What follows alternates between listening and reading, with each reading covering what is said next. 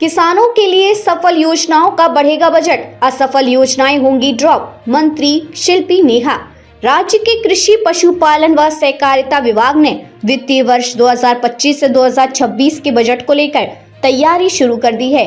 Nepal house में budget पर आयोजित परिचर्चा में मंत्री शिल्पी नेहा तिर्की ने किसानों के लिए लाभकारी योजनाओं पर विशेष फोकस करने पर बल दिया।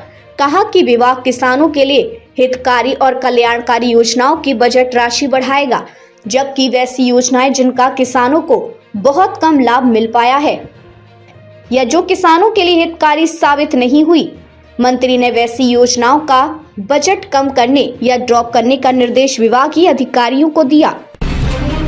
आंदोलनकारियों को सम्मान देगी सरकार। वित्त मंत्री। झारखंड आंदोलनकारी संघर्ष मोर्चा ने शनिवार को ऋषभ गुरु शिबू सोरेन का जन्मदिन झारखंड आंदोलनकारी सम्मान दिवस के रूप में मनाया।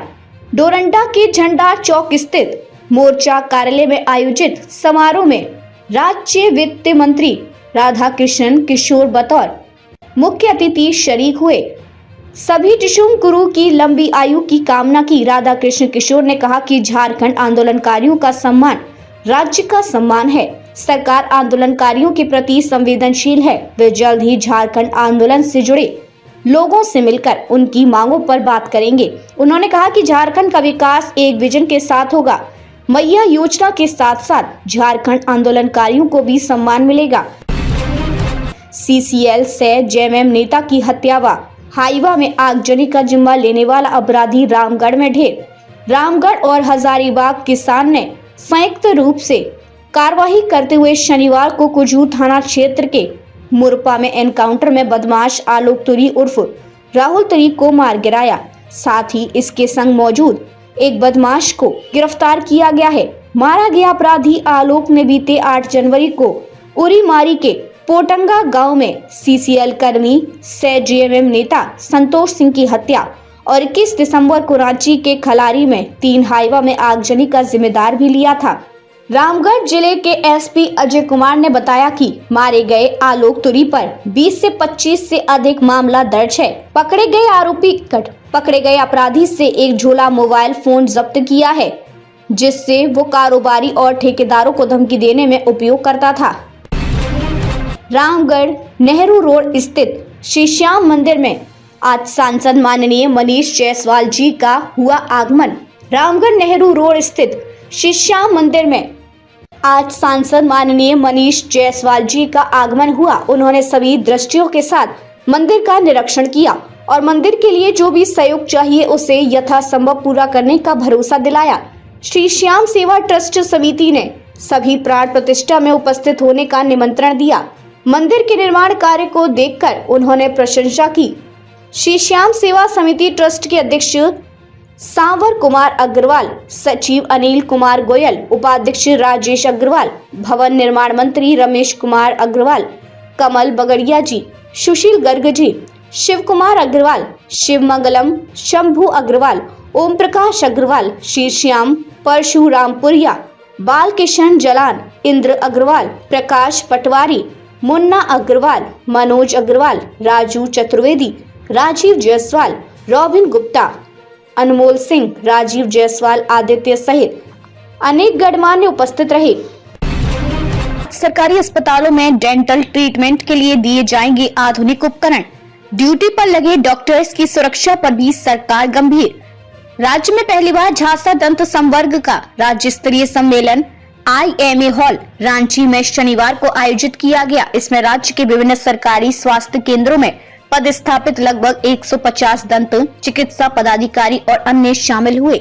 मौके पर मुख्य अतिथि स्वास्थ्य मंत्री इरफान अंसारी ने आश्वासन देते हुए कहा कि सभी सरकारी मेडिकल सेंटर में डेंटल सेटअप को मजबूत किया जाएगा, आवश्यक उपकरणों और आधुनिक सुविधाओं से लैस किया जाएगा।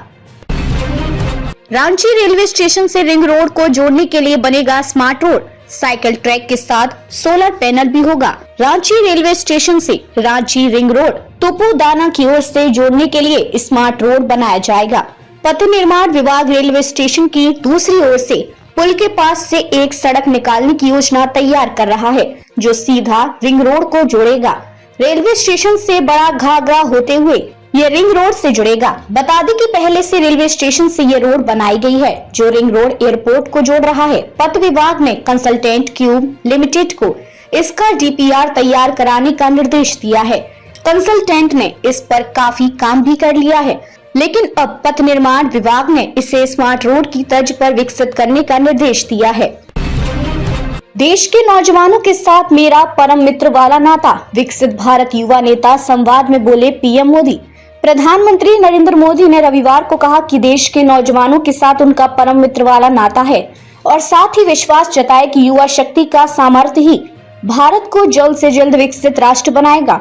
विकसित भारत युवा नेता संवाद 2025 को संबोधित करते हुए प्रधानमंत्री ने यह भी कहा कि बड़े सपने देखना, एक मजबूत प्रतिबद्धता बनाना और एक निर्धारित समय सीमा के भीतर उन सपनों को प्राप्त करना पूरी तरह से संभव है।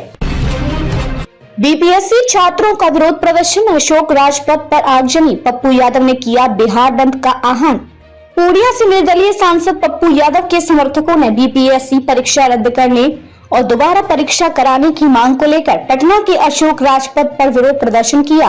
पूर्णिया से निर्दलीय सांसद पप्पू यादव ने आज बिहार बंद का आह्वान किया है। बिहार में पूर्णिया के सांसद पप्पू यादव के समर्थकों ने 70वीं बिहार लोक सेवा आयोग बीपीएससी की पूर्ण परीक्षा की मांग को लेकर प्रदर्शन किया।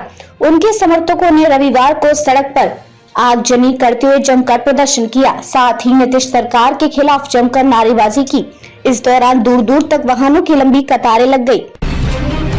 सर्दी के कारण दिल्ली में 474 लोगों की मौत, एनजीओ का दावा। एक गैर सरकारी संगठन ने शनिवार को दावा किया कि दिल्ली में 15 नवंबर 2024 से 10 जनवरी 2025 के बीच सर्दी के कारण कम से कम 474 बेघर लोगों की मौत हो गई है। बेघरों के कल्याण के लिए काम करने वाले गैर सरकारी संगठन centre for holistic development CHD द्वारा किए गए दावे की कोई आधिकारिक पुष्टि नहीं हुई है।